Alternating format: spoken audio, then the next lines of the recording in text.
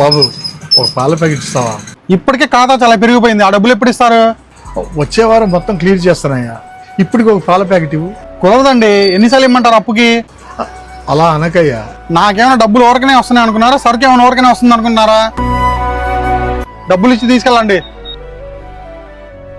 Brother, వచ్చే వారం డబ్బులు ఇస్తా అంటున్నాడు కదా, ఒక్క పాల ప్యాకెట్ అడిగింది, ఇచ్చి పంపించచ్చుగా. బ్రదర్, నువ్వు ఎక్కువ ఫీల్ అవ్వ మాకు. ఇలాంటి వాళ్ళని నేను రోజు చూస్తానే ఉంటా. సరే, ఆ డబ్బులు నేను ఇస్తాను, పాల ప్యాకెట్. బాబు నీకెందుకయ్యా ఇబ్బంది? నేను తీసుకుంటానులే. పర్లేదు సార్, నువ్వు పాల ప్యాకెట్. అలా కాదయ్యా, నా అప్పు నేను తీర్చుకుంటాను కదా. పర్లేదు సార్, నేను ఇస్తాను చెప్తున్నా కదా, మీరు పాల ప్యాకెట్ తీసుకెళ్ళండి. ఇవ్వు. సరే, నీ ఇష్టం. ప్రతి ఓడు హీరోలా ఫీల్ అయ్యేవాడే. థ్యాంక్స్ బాబు. పర్లేదండి, వయసులో పెద్దవాళ్ళు. నువ్వు ఎక్కడుంటావో చెప్పు, ఈ డబ్బులు తీసుకొచ్చి నీకు ఇచ్చా. సార్, దీంట్లో ఏముంది సార్, మీరు ప్రశాంతంగా వెళ్ళండి.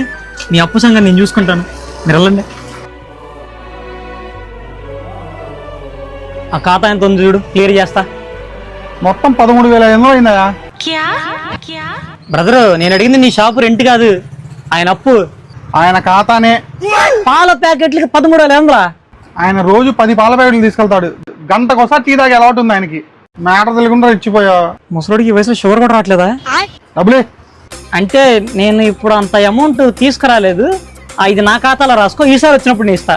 ఏ అప్పు కట్టు, అడుగు బయట పెట్టు. హలో, నీకు ఊరు ఎమ్మెల్యే తెలుసా? నాకు దూరం చుట్టమే. ఏ ఊరికి అడిగాను. నా దగ్గర ఇప్పుడు అంత అమౌంట్ లేవయా. ఆ చేతికి వచ్చిందిగా, అది ఇచ్చెళ్ళు. 25,000 రూపాయలు వచ్చా ఇది. ఎంతైతే నాకెందుకు, ఆ డబ్బులు ఇచ్చి తీసుకెళ్ళే. బుజ్జిముండా, నువ్వు బలైపోయావా?